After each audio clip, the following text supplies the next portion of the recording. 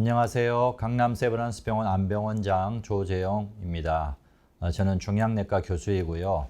오늘 여러분께 말씀드릴 것은 항암 치료에 관해서 원리와 어떤 부작용, 그리고 항암 치료 하시는 분들에 관해서 어떤 질문 사항에 대해서 답을 드리고자 합니다.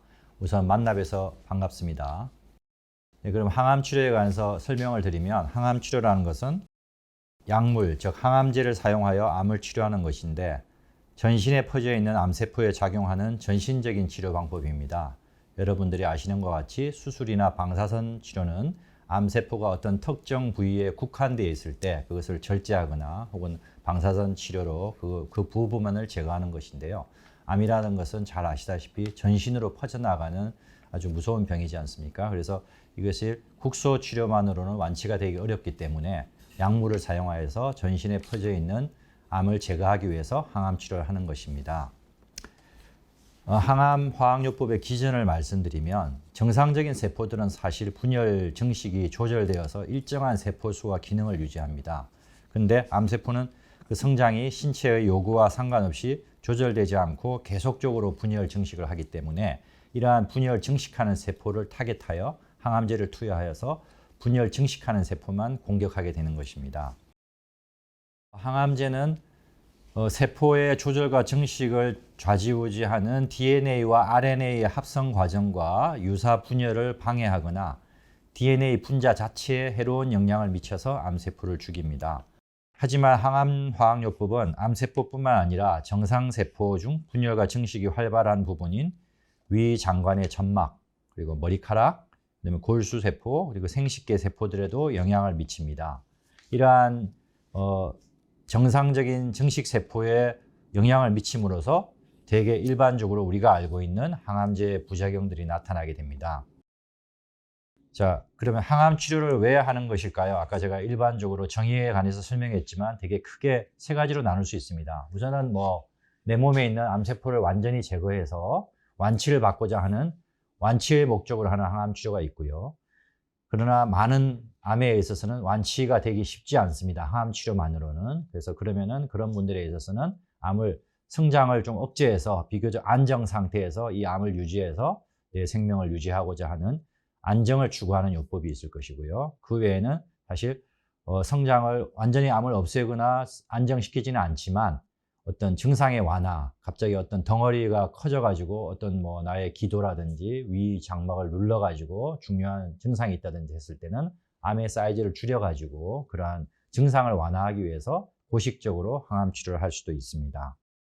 완치를 위해서 우리가 적극적으로 치료를 할 경우에는 이 암이 되게 항암 치료에 센시티브하다고 그러는데요. 항암 치료에 굉장히 반응을 잘 할 경우에는 치료 효과가 굉장히 높습니다. 이런 경우에는 수술이나 방사선 치료와 함께 사용하여서 굉장히 완치율을 높일 수가 있습니다. 항암 치료를 저희가 하는 방법적인 혹은 목적적으로 되게 여러 가지 나눌 수 있는데요. 수술을 하고 나서 잔존되어 있는 암세포를 제거하기 위해서 하는 항암요법을 보조 항암요법이라고 그러고, 만약에 수술을 하기 어려워서 수술을 하기 어려울 정도로 진행이 돼서 이 암을 항암 치료를 먼저 한 다음에 암을 줄여서 수술해야 될 때 이걸 우리가 선행항암화학요법이라고 합니다. 그 다음에 아까 항암 치료와 방사선 치료를 같이 해서 그 국소 치료 효과를 더 증가시키고 암이 전이된 암도 같이 치료하기 위해서 우리가 동시 항암화학 방사선요법을 하는 경우도 있고요. 최후에 만약에 이러한 치료에 다 실패했을 때 수술도 불가하고 방사선 치료도 듣지 않는 그런 완화적인 화학요법이 있겠습니다.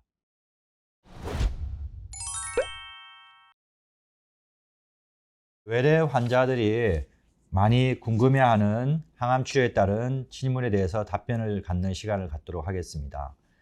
1차, 2차 항암 치료의 차이점은 무엇인가 하는 질문들이 많은데요. 1차 항암 치료는 1차 항암 치료를 쭉 하다 보면은 암이 더 이상 치료에 반응하지 않고 내성을 보이는 경우가 있습니다. 혹은 다른 사람과 달리 자기만의 너무 부작용이 과다하게 나타났을 때 우리가 2차 치료해야 될 경우가 있고, 혹은 1차 치료에 대해서 내성이 보였을 때 2차 치료를 하게 됩니다.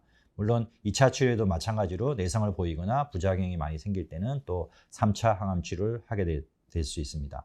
1차와 2차 항암 치료의 차이점은 우선 1차에 우리가 쓰는 항암제들은 대개 그 병에 가장 잘 듣는다고 알려진 조합을 쓰게 됩니다.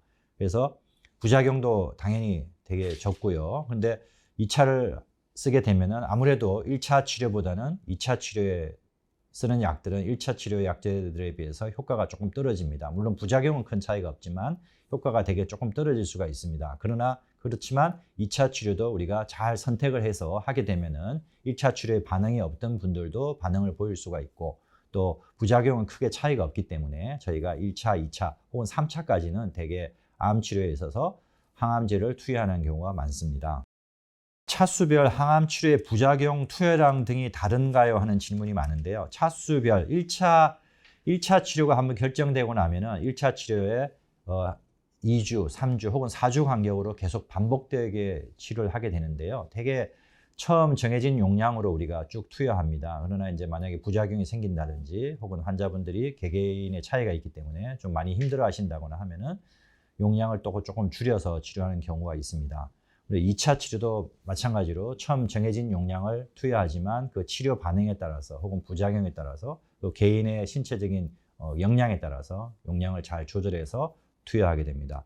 수술 후에 체력 소모가 큰데 항암 치료를 바로 받을 수 있는지에 대한 질문이 많습니다. 물론 이제 최근에는 수술 방법이 굉장히 발달되어 가지고 복강경이라든지 흉곽경이라든지 여러 가지 간단한 요법으로 혹은 로봇 서저리 등을 통해서 많이 째지 않고 이제 가벼운 시술을 통해서 회복이 굉장히 빠릅니다. 그래서 사실상 적당한 시기, 대개 2주 이내, 길게는 뭐 합병증이 감염이라든지 여러 합병증이 생겼을 경우에도 4주 정도가 지나면은 환자분들이 거의 다 정상 음식을 드실 수가 있고 일상생활을 다 하실 수가 있기 때문에 사실상 뭐 2주, 4주 정도 지나면은 항암 치료에 크게 문제 있는 분들은 거의 없기 때문에 저희가 그리고 수술 후에도 암세포는 남아 있을 수가 있기 때문에 수술 후에 남아있는 암세포를 적절한 시기에 제거해 주지 않으면 재발을 할 수가 있기 때문에 적절한 시기에 또 암을 치유해 주는 것이 재발률을 낮출 수가 있기 때문에 저희가 수술 후에도 항암 치료를 합니다. 그래서 대부분의 저희가 전문가들이 보고 항암 치료를 해도 된다고 판단이 되면은 건강상에 큰 문제가 없기 때문에 항암제를 받으셔도 큰 문제가 없겠습니다. 알기암의 경우에도 항암 치료를 계속해야 하나 하는 이런 질문들이 사실 많이 굉장히 어려운 질문입니다. 사실 사기암은 치료가 어려운 게 사실이지만 어떤 암이냐에 따라 치료 효과가 확연히 다릅니다. 고식적 항암 치료를 통해서 완치가 어려운 환자에게 증상을 조절하고 생존 기간을 연장시키며 삶의 질을 개선하기 위하여 항암 치료를 진행하게 됩니다. 물론 주치의가 볼 때 그러한 항암 치료가 도움이 되지 않겠다고 판단이 되면 본인이 더 이상 연명 치료를 할 것이냐 말 것이냐를 또 선택하는 그런 상담의 시간이 있기 때문에 주치의 선생님과 잘 논의하여 신중하게 판단하시면 될 것 같습니다. 다음은 부작용에 관한 질문과 답변을 드리도록 하겠습니다. 일반적으로 항암 치료의 부작용들은 위장관계 부작용, 그 다음에 골수 기능 저하에 따른 부작용, 그 다음에 탈모, 피로, 수면 장애, 항암 치료 동안의 심리적인 변화, 그 다음에 신경병 어떤 그런 증상들이 있습니다. 부작용 완화를 위한 약물이 있나요? 하는 질문이 있는데요. 물론 여러 가지 약물들이 항암제만큼 혹은 항암제보다 더 많이 개발되어서 되게 최근에 이제 항암제들은 이러한 부작용 자체가 감소되어 있는 항암제들이 많이 나와서 옛날에 과거에 탈모라든지 탈모 안 되고 여러 가지 통증이라든지 이런 여러 어려움이 있었던 항암제들이 대부분 다 없어졌고요. 최근에 개발되어서 쓰고 있는 약들은 물론 표적치료제, 면역치료제는 말할 것도 없이 지금 쓰고 있는 항암제들도 상당히 부작용들이 감소되었기 때문에 크게 걱정 안 하셔도 됩니다. 물론 그럼에도 불구하고 부작용이 발생하면 저희가 다른 약물들을 가지고 충분히 조절할 수가 있기 때문에 크게 걱정 안 하셔도 되지만 그래도 기본적으로 저희가 정보를 좀 드리면은 제일 많은 부작용들이 역시 우리 몸에 항암제가 들어오게 되면은 메스꺼움, 속이 미식거워서 음식을 드시기 좀 불편하고 이걸 제일 불편하기 때문에 사람들이 이제 음식을 잘 못 먹게 되면 굉장히 고통을 받고 거기에 따른 이제 어려움 때문에 항암 치료를 접는 경우가 많이 있는데 아까 말씀드린 것처럼 그러한 부작용도 많이 감소되었지만은 이러한 메스꺼움을 조절할 수 있는 약들이 매우 많이 개발되었기 때문에 이거를 예방적으로 저희가 억제하면은 식사를 충분히 100%는 아니지만 상당량 정상적으로 할 수가 있기 때문에 거기에 대한 두려움을 갖지 않으시는 게 좋고요. 그 다음에 골수 기능 저하. 과거에 골수 기능이 저하되어서 백혈구가 감소되어서 폐렴이라든지 장염이라든지 여러 가지 감염으로 사망하는 경우가 상당히 많았습니다. 그러나 최근에는 백혈구를 떨어뜨리지 않는 약들이 많이 개발되어서 한 번 주사 맞으면 거의 항암 치료하는 동안에 거의 백혈구가 떨어지지 않기 때문에 최근에는 입원하지 않고 외래에서 항암 치료를 하셔도 감염이라든지 이런 문제로 병원에 입원해서 고생하는 분들이 사실 굉장히 감소되어서 사실상은 이제 크게 두려움을 안 가지셔도 되는 정도로 부작용을 잘 조절되고 있습니다. 그 외에 아까 음식물을 잘 못 드신다든지 그다음에 머리가 빠진다든지 이런 것들은 충분히 최근에 개발된 약제를 변경한다든지 혹은 여러 가지 마시는 영양제라든지 그런 것들이 많이 나와서 충분히 부작용을 조절할 수 있게 되었고요. 항암 치료 중 먹어도 되는 건강기능식품에 대해서 많은 분들이 관심도 많고 또 개인적으로 드시는 그런 약들도 많습니다. 되게 일반적으로 저희가 뭐 꼭 어떤 약은 된다, 어떤 약은 안 된다 이런 식으로 과학적으로 저희가 다 설명을 드릴 수는 없고요. 다만 어떤 제 전문가로서 조언을 드리면은 수술 후에 항암 치료를 잔존 암세포를 없애기 위해서 항암 치료를 해서 이때가 제일 중요한데요, 사실.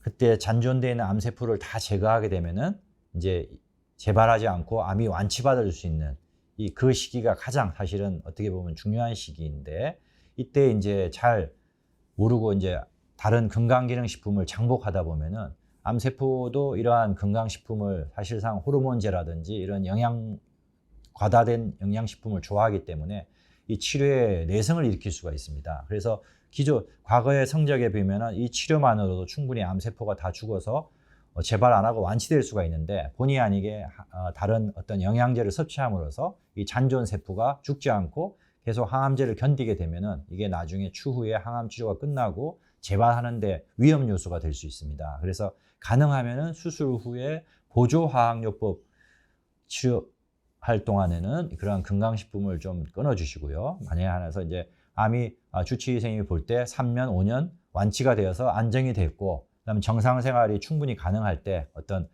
고령이라든지 혹은 또 내가 또 체력적으로 운동을 잘 못해가지고 체력이 저하됐다든지 할 때는 그럴 때도 어떤 영양제가 어떤 영양 성분이 좋은지를 주치의생님과 상의해서 필요해서 선택적으로 드시는 게 도움이 될 것 같습니다. 그 다음에 일반적으로 어떤 식품이나 어떤 것을 먹어야 되는지 어떤 것을 피해야 되는지 되게 관심이 많은데요. 일반적으로 커피, 콜라, 초콜릿 같이 카페인이 함유된 음식이나 오렌지, 포도, 레몬, 귤 같이 산도가 높은 음식, 맵고 짠 음식, 그다음에 아주 질긴 음식 등은 또 감염과 식중독에 일으킬 수 있는 그런 음식들은 가능한 한 피하시는 게 좋고 육류, 생선, 계란 등은 완전히 익혀서 균이 없는 상태에서 드시는 것이 항암 치료하는 동안에 가장 좋습니다. 소화 흡수가 저하되고 메스꺼움, 구토, 설사 등이 일어나서 부작용들이 여러 가지 생길 수가 있기 때문에 다양한 식사 방법으로 섭취를 하기를 권장드리고 증상 완화로 해서 식사에 문제가 발생하지 않는다면 일반적으로 식사를 하셔도 좋을 것 같습니다. 갱년기 여성인데 항암 치료 부작용과 겹쳐서 너무 힘들다고 하시는 분들이 많습니다. 대부분 여성분들이 이제 또 연세가 드시면은 또 폐경 증상과 항암 치료하게 되면은 같이 겹치니까 그에 대한 두려움도 되게 많고 걱정들이 많이 하시는데요. 특히 수면 장애라든지 피로라든지 그다음에 심리적으로 되게 불안해하시고 손발이 저리는 그런 신경병증들이 많이 있습니다. 그래서 이런 분들이 할 때 항암 치료를 이겨낼 수 있는 어떤 팁이 있는지 궁금해 하시는데요. 첫째, 피로 회복을 위해서는 가벼운 산책 등의 육체적인 활동으로 입맛을 좋게 하고 피로 회복에 도움을 주는 것이 좋고요. 그러나 저녁에 너무 과도한 운동을 하지 않는 것이 좋습니다. 특히 밤에 수면을 방해하지 않도록 알코올이나 카페인이 함유된 음식은 대개 제한을 좀 해주시고 늦은 오후와 특히 저녁에 많은 카페인을 드시는 것은 꼭 피하시는 게 좋습니다. 특히 수면 장애가 있으실 때에는 졸음이 올 때만 잠자리에 눕도록 하시고요. 잠자리에서는 잠자는 것 외에는 가능하면 핸드폰 본다든지 텔레비 본다든지 하는 것은 하지 않도록 하시고 너무 고민이나 생각을 많이 해가지고 내가 이거 내일 어떻게 하나 암 치료 항암 치료를 내가 잘 할 수 있을까 그런 불안을 떨쳐버리시는 게 제일 중요합니다. 그래서 또 신경병증, 손발이 많이 차갑고 저린데요. 이럴 때는 보온을 해주시는 게 좋고요. 설거지나 목욕 및 샤워할 때 물의 온도를 너무 뜨겁거나 차게 하지 않도록 미지근하게 따뜻하게 하시는 게 좋고요. 그 다음에 집안일을 할 때는 장갑을 끼는 것이 좋습니다. 그래서 물론 대개 이제 이렇게 암을 치료받고 갱년기까지 계신 분이 항암 치료를 할 때는 가능하면은 진짜 가족분들을 집안일이라든지 하는 것들도 가족분들의 좀 도움을 받아서 가능한 한 좀 쉬시라고 제가 얘기하고, 저는 저한테 오는 환자분들한테는 건강한 가족분들이 최대한 많이 도울 수 있게 저희 설명을 잘 드려가지고 가족들이 단합해서 이걸 잘 도와서 이걸 극복할 수 있도록 해주시는 게 제일 중요하십니다.